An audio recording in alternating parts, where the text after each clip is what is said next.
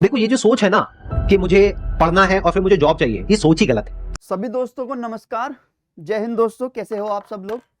आज मैं YouTube पे कुछ वीडियो देख रहा था तो मुझे एक सो कॉल्ड बहुत ही मोटिवेशनल स्पीकर है जिन्होंने एक बात कही है। मैं उनसे बिल्कुल एग्री नहीं करता और मैं उस बात का एक तरफा से विरोध करता हूँ। क्यों करता हूँ, आप जरा इस आवाज़ को सुनिएगा दोस्तों। मैं आपके सामने सुनाता हूँ ये वीडियो। देखो ये जो सोच है ना कि मुझे पढ़ना है और फिर मुझे जॉब चाहिए, ये सोच ही गलत है। अगर आप मुझसे पूछोगे तो मेरे स्टैंड पॉइंट से सोच पता है क्या होनी चाहिए। इतना तगड़ा इंस्ट्रूमेंट हमको मिला हुआ है, ये जो ह्यूमन बॉडी है इसको एक इंस्ट्रूमेंट की तरह देखो। कितना कमाल का इंस्ट्रूमेंट है, क्या ब्रेन है हमारे पास में, क्या थिंकिंग पावर है, क्या एबिलिटीज है। इसको हम यूज कर रहे हैं किस लिए? सर्वाइव होने के लिए। सर्वाइव तो जानवर भी कर जाते हैं, उसमें क्या बड़ी बात है। तो नॉलेज को यूज करो, यानी एजुकेशन को यूज करो कुछ क्रिएट करने के लिए। अब यहाँ पर देखिए, आप ये बोल रहे हैं कि मुझे पढ़ना है, मुझे जॉब चाहिए, सोच ही गलत है।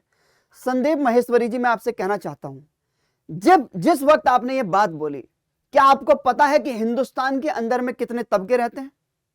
क्या आपको पता है कि जो बच्चे और बच्चियां जॉब की तैयारी कर रहे हैं उनकी कंडीशन क्या है, उनकी आर्थिक कंडीशन क्या है, उनकी सामाजिक कंडीशन क्या है? ये बोलने से पहले आपको ये सोचना चाहिए था कि आप जॉब के लिए पीछे भागते हो, आप ये सब गलत है। ये कहने से पहले आप उनकी हिम्मत तोड़ रहे हो, क्योंकि उनके पास कोई ऑप्शन नहीं है। जो बच्चे गवर्नमेंट जॉब की तैयारी कर रहे हैं वो किसी अंबानी और अडानी की औलाद नहीं है, वो किसान के बच्चे हैं। ठीक है, सबसे पहले तो वो आर्थिक लेवल पे सबसे डाउन तबके से आते हैं। उनके माँ बाप की कंडीशन में आपको बताऊं तो माँ और बाप बूढ़ा हो चुका है, कमा नहीं सकता, तो वो सरकारी जॉब की तैयारी क्यों नहीं करेगा? माँ बीमार रहती है तो बच्चे के ऊपर प्रेशर रहता है, आप इस बात को नहीं समझोगे। दूसरी बात, आर्थिक लेवल से वो नीचे गिरा हुआ सबसे तबका है जो गवर्नमेंट जॉब की तैयारी करता है। ठीक है, दूसरी बात अगर मैं बात कहूं तो उनके पास में कोई ऑप्शन नहीं होता कि भाई आप एक बात बताइए कि ऑप्शन ही क्या है उनके पास में। एजुकेशन सिस्टम उनको ऑलरेडी मार दिया, स्कूल में उनको क्या रटाया गया, क्या पढ़ाया गया, उसी तरीके से अब वो क्या करेंगे? सबसे पहले एजुकेशन सिस्टम के मारे हुए हैं, आर्थिक स्थिति उनकी ठीक नहीं है, तो वो क्या करे? सरकारी नौकरी की तैयारी नहीं करेंगे वो। मैं आपसे कहना चाहता हूं कि कुछ भी चीज आप बोलने से पहले आपको एक तरह से इंक्लूसिव अप्रोच लेनी चाहिए। आपको सोचना चाहिए कि हिंदुस्तान में कौन कौन से तबके रहते हैं। आप कुछ भी बिना सोचे समझे कुछ भी बोल देते हो, ये बोलना बिल्कुल भी सही नहीं है। पहले ये सोच लो कि उन बच्चों की, उन बच्चियों की क्या कंडीशन है, उनके माँ बाप की कंडीशन क्या है। वो जमीन को गिरवी रखकर अपने बच्चों को पढ़ाते हैं केवल इसलिए कि एक बार उसकी नौकरी लग जाएगी तो हमारा सहारा बन जाएगा। उनके पास ये क्रिएटिव आइडिया सोचने की हिम्मत नहीं है, क्योंकि वो आर्थिक रूप से तोड़े हुए हैं, समाज के दबे कुचले लोग हैं वो। उनके पास और कोई ऑप्शन नहीं है बिना किसी सरकारी जॉब के। तो आप ये कैसे कह सकते हो, बिना सोचे समझे कैसे कह सकते हो कि जो लोग सरकारी नौकरी की तैयारी करते हैं या नौकरी की तैयारी करते हैं वो गलत है? यह कहना बिल्कुल गलत है आपका।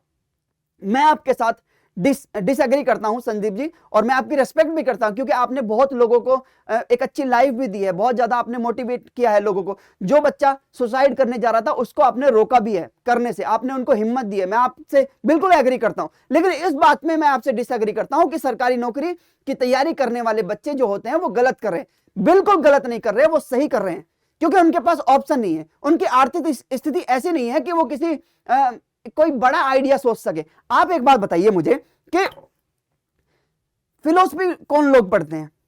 क्या नीचे तबके के लोग फिलोसफी पढ़ते हैं? क्या पढ़ते होंगे, लेकिन उस लेवल पे नहीं पढ़ते। वो रिसर्च नहीं कर सकते उस चीज के ऊपर, वो उस आइडिया को क्रिएट नहीं कर सकते, क्योंकि पहले तो वो सर्वाइवल ही अपना पूरा करेंगे ना भाई। पेट में खाना होगा तभी तो वो सोच पाएगा ना। अभी हमारे जो बच्चे बच्चियां हैं वो खाने के लिए लड़ रहे हैं, बेसिक सर्वाइवल के लिए लड़ रहे हैं। अभी उनके पास इतनी आर्थिक सुविधाएं नहीं है कि वो इस लेवल से ऊपर सोच सके कि मुझे अब कुछ करना है आगे बढ़ के। नहीं, वो नहीं सोच पा रहे अभी।